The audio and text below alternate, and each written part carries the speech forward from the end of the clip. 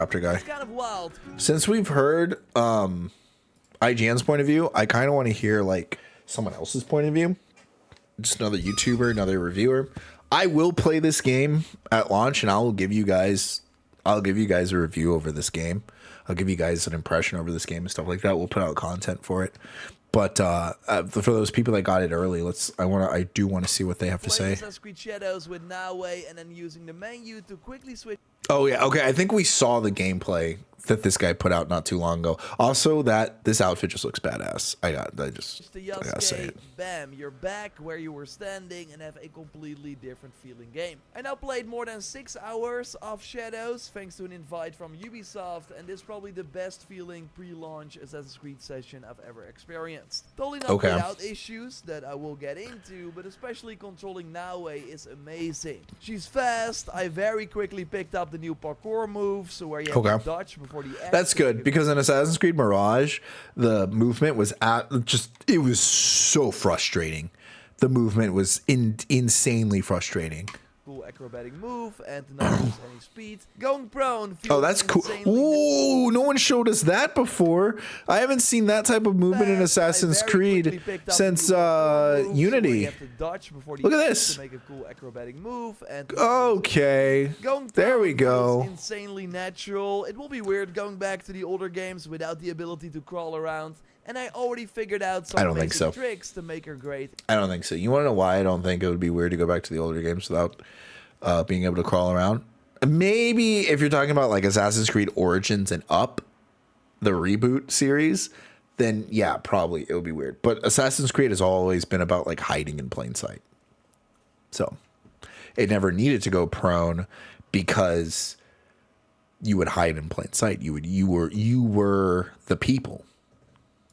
In combat too. Although this of course where Yasuke shines the most, and I was surprised by the many ways. I don't know, after seeing the Yasuke gameplay, I couldn't agree. Problems that weren't there Seems like just you want to avoid combat. Some could be improved to avoid some annoying situations, but overall could not help honestly, but it seems like avoiding combat altogether is the way to play the game. Made for Naue, it's her playground, and Yasuke just happens to be in there too. Yeah. You already see it. I agree. The game looks stunning. The footage is from a high-end PC. I'm using a PS5 controller, and it really doesn't matter if you walk around, check out the world on horseback, or from a viewpoint. It looks absolutely insane. The recreation of feudal Japan is really well done. I will say, not only in terms it of looks the kind of pretty. Different architecture that so far creates a way more varied world, but also because NPCs have more unique animations for going about their everyday life. Little things like the game removing your shoes every time you enter a building in a non-restricted area is also present, which I noticed in the hideout in particular that I also got. Devils are in the details. More on that in a moment, by the way, because it's crazy. Now the game starts with Yasuke as a slave of the Portuguese who have a meeting. You know what'd be cooler?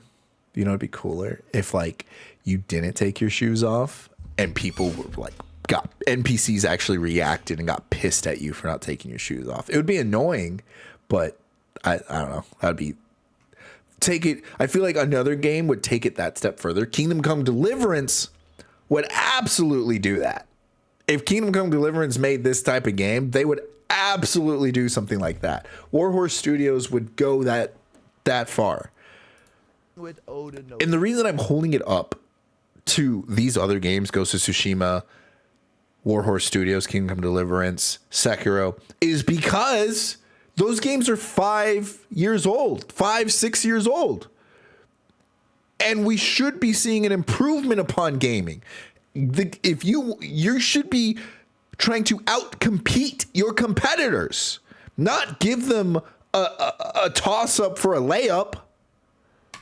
Nobunaga. These Christians ask for a favor from the powerful man, but in exchange, he wants Yasuke as he sees great potential. The tutorial jumps comes Ooh, are around the Christians quite a the bad bit guys because in of this game? so-called fractured See those guys on the right? memories. Now, I don't have footage of this They're level sadly, 50. but do expect a small modern-day introduction at the start of Shadows that explains why we are only experiencing certain sections. Because Okay. on the first meeting, you immediately jump to a scene where Yasuke is part of Nobunaga's army and Yeah, burning he's the down bad the guy. He coffins. he's the Now it's heel. home. So I've not seen how the two eventually meet and decide to work together, but it was cool to switch perspectives and fight on two sides of this war. After some big moments that I don't want to spoil, I got to play with a level 25 save. And What the fuck? What is this?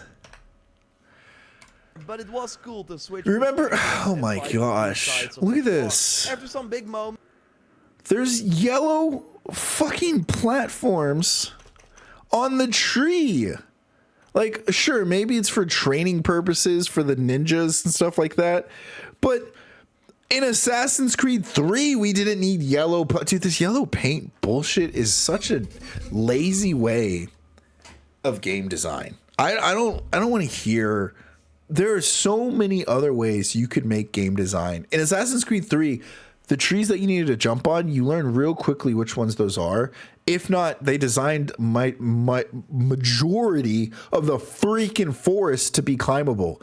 Why do I want to spoil, I got to play with a level so 25 save stupid. and could explore a small part of the Harima Why is there a province. fucking The map is pretty yellow sizable ass overall, and apart from the 2x4 on the there's tree? not a lot of water, so a ton of land to explore with viewpoints now only revealing all the close by question marks, so you have to physically get close to them to see what the location is. I could only try a few of the open world activities like a kata with Yasuke, which basically has you hold and press certain buttons. He also has a special archery challenge, while Naue has the hidden trails and a meditation minigame. And that is what How this hidden open are world they felt when they're like marked so with far. Small yellow minigames just paint randomly in the everywhere? world, but there should be some narrative elements to them as well, like playable flashbacks to learn more about the background of both characters. I've not seen them yet though. Everything else can be completed. He said there with both should be, Naue as if and like Yasuke. that's what they you can said they both would paint get. Animals, you can then put these paintings in your settlement or unlock the animals as pets that you can have run around.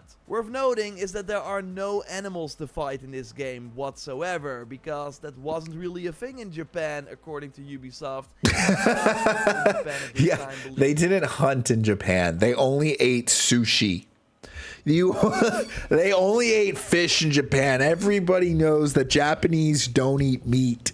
They only eat fish. In Rebirth, so an animal could be someone's future life. From a gameplay perspective, this kind of wow, that fighting animals like bears was great for variety in the previous games, and it could also lead to some chaotic moments. I do agree. Like watching a freaking Spartan go against a lion or a Viking go against a bear, getting deserving of the name freaking Bjorn Ironside. What the fuck is this? Like, come on, dude. It's a game. They also wouldn't let you fight aliens or animals in Star Wars Outlaws. Fight each other, and you can choose to intervene or not. But I overall would have loved. You to were the see more most random like encounters, tamed like outlaw side there missions was. that should be in the game, but that I did not discover in my session. Now, simply existing in this world does feel way more realistic overall. There are little things How so? like guards asking you to stow your weapon away to keep the peace. You can comply, and they will thank you for that, or refuse, which triggers combat. Overall, the wanted system is really great. If the alarm bell rings, not only the whole camp, but the whole region knows about you and will attack you on sight. That's you can annoying. create huge battles on the street with samurai and other warriors coming out of each corner to hunt you down, not to mention the special guardian enemies that will appear once you are wanted. There's challenging systems, and then there's punishing systems. I think that system is so strong because stealth is so strong in this game. I just like spit everywhere. I like, look at this. Like when we saw gameplay of Yusuke fighting, he couldn't take out 3 bars in one hit. Like only by being an assassin can you do so much damage. So the game does everything it can to make sure that like stealth isn't a viable option at all times.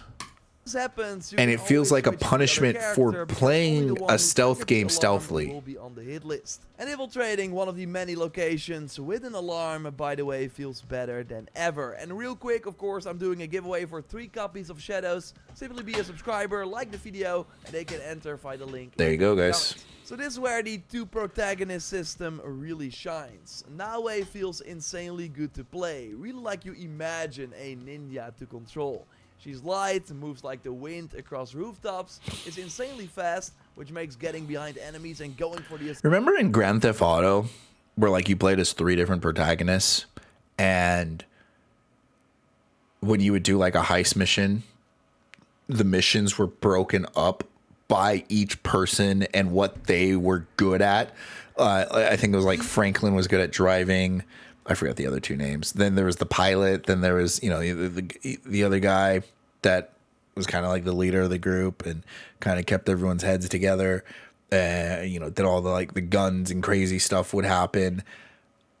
And then we have this where everyone says, everyone that like every time I hear a video talk about this game, they say the highlight of this game is choosing to do a mission as either Yusuke or I don't even know the girl's name.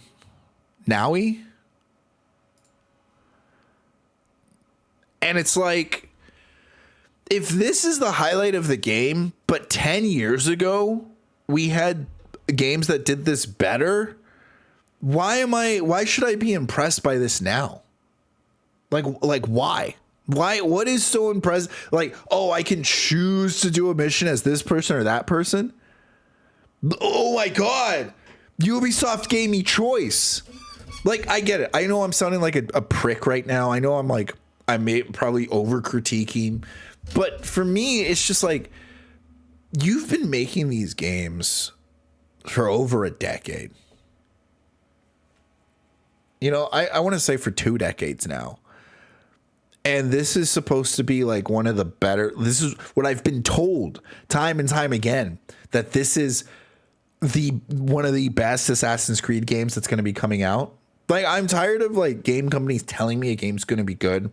We don't like the game. And then they say, we're the problem. The consumer's the problem. The consumer's not the problem, right? Naue feels insanely good to play, really like you imagine a ninja to control. She's light, moves like the wind. I mean, she's really good to play because they've had over 15 years to make Assassins. Going for the assassination, a lot of fun. I got to try all the 4 I love that part. That's so fucking funny. That guy's like, to the throwing knives what happened? we recently saw in Mirage, so a good one-hit killing device, while the shuriken are more like fun tools to toy around with in combat to interrupt an enemy and create an opening. The smoke bomb does Shurikens not look work like they on all suck. the enemies this time, but it can still let you insta-kill multiple less powerful Good. targets Oh, if less you go powerful right. people. And the Good. bell is a less Good. powerful Good. noise maker to lure enemies in a certain direction, but And then does you not seem to assassinate the have other good one. combat use. Wait, that's a level Luckily, 1 dude. Naue can still be a monster during a fight. I totally think the Kusarigama will end up being one of the most fun weapons in the series. It has an insane range, can deal with multiple enemies at once, and also gets the job done from up close. I even figured out that if you hold the heavy attack button after hitting an enemy, you can grab and then throw them in any direction, similar to the harpoon. That is cool. Valhalla. But also the katana feels great. The Tento hidden blade combo is amazing in combat, but also lets you do the double assassination, which is awesome. Although finding 2 enemies... See, again, this guy's showing the highlights of the game, which Yeah, well, I don't blame him. everyone, Makes the game I was look good. struggling to find But when a we reason watch to switch to uninterrupted, Yasuke, Naue unedited, simply just does pure it all. gameplay by the same After person, playing mind her for you, some time, the game notice does not how look as slow fun. Yasuke actually is. There are many walls, even lower ones, that he cannot climb if there's no path created for him or a Let me crate or something for him to stand on. Yasuke's parkour feels even less useful than, say, an Eivor, also because we cannot climb everything anymore, only if there are handholds, which makes traversing mountains a bit more of a pain. The first viewpoint I checked, I walked inside the tower, could climb up, so I thought it was okay, but then Yasuke... It's because they're said encouraging Naue you to just walk into a place and beat everyone up. wanted a challenge. So you are Which I forced to respect. switch I'm to like, I'm okay Naue with if you this. want to unlock this viewpoint, but also Oh, the viewpoints that interesting. Yasuke can reach on paper will take way longer because he I mean, I feel like cares find a way. Naue is While the Naue from the outside can climb up in a few seconds. In Shadows, one of the main locations feel are like Naue temples is the that have character different to play. objectives, like killing certain targets or Like finding it's her specific game. items in the area. I took out the whole camp with Yasuke and had to find 2 lost pages. One I could get to, and I saw the glow for the other one. Looked for a way to get up there, but no luck. So then you have to run out of the camp, switch to Naue because you cannot do that in a restricted area. Run back. That's and then annoying. you can very easily get the page and complete. That's the so location. It would at least be annoying. great if the game, before you entered a shrine or go after a viewpoint, etc., lets you know that Naue is the only one who's able to complete it. Because having to figure that out yourself. Yeah, that would be cool. Because now you're just wasting the player's time whenever you don't do stuff like that. That is huge. That's a good critique right there. I'm glad he brought that up. That is so annoying. You know what would also be cooler? Again, like in Grand Theft Auto, if just both characters were attacking the place at the same time. We have Brotherhood, you know. You take the Brotherhood system and you just adapt it to this. When you're Naue, you command Yasuke to do stuff, and then when you're Yasuke, you command Yaoi to do stuff. It's a feature. They're working together, and it also you have gameplay that complements the story, the theme, and premise of the game. It's just it just seems like I'm not even like making this stuff up or like saying steal from other games. I'm saying take from what you've already done and just compound upon it. That's so annoying. That's gonna suck. I'm just not. It just feels like just play the whole game as Naue so you don't miss out on anything. It doesn't look like there's anything you can get or do from playing as Yosuke. Fun to play in combat. Sending enemies flying with the cannonbow was the highlight. Many regular enemies die with one charged attack, and removing the armor plates of samurai also feels insanely satisfying. Like overall, for a still work in progress build, the impact of the weapons and how the enemies react, the parry and dodge windows, it's all insanely polished. Like sure, spending more than 1,000 hours in the recent RPG games combined totally helped me to easily pick up this new fighting system, but it's also because the mechanics already work so well. We watched him do this whole fight. Even more. It is fun how versatile Yasuke can be. Sure, his assassinations are just brutal kills that alert enemies close by, but if you use a bow and some popped off the allies, head. it can remain unseen. Overall, having these more fleshed out allies that you can upgrade as well. So he will help watched you a that lot guy in combat and add a great twist to encounters. But also here, these characters help Yasuke just as much as Naue. Like having Yaya go ham on enemies and take the aggro away makes taking out enemies with Naue also much easier. It will be really fun though to take the time to learn. So they do have the Brotherhood system in the game. So they do. So.